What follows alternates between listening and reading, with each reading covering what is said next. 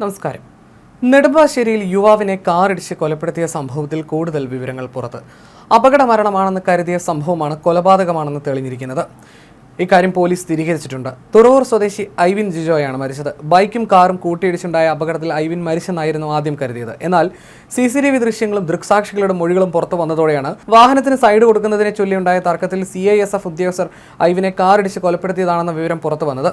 CISF SI Vinayakumar Das, Bihar സ്വദേശിയായ CISF constable Mohankumar എന്നിവർക്കെതിരെ police കേസെടുത്തിട്ടുണ്ട്. സംഭവത്തിന് ശേഷം ഓടി രക്ഷപ്പെട്ട മോഹൻകുമാറിനെ ഇന്ന് രാവിലെ വിമാനത്താവളത്തിൽ നിന്നാണ് പോലീസ് പിടികൂടുന്നത്. സംഭവ സ്ഥലത്ത് വെച്ച് നാട്ടുകാരുടെ മർദ്ദനമേറ്റ SI വിനയകുമാർ അങ്കമാലി LF ആശുപത്രിയിൽ ചികിത്സയിലാണ്. ശരീരത്തിന്റെ ഒരു ഭാഗം ചതഞ്ഞരഞ്ഞ നിലയിലായിരുന്നു ഐവിൻ.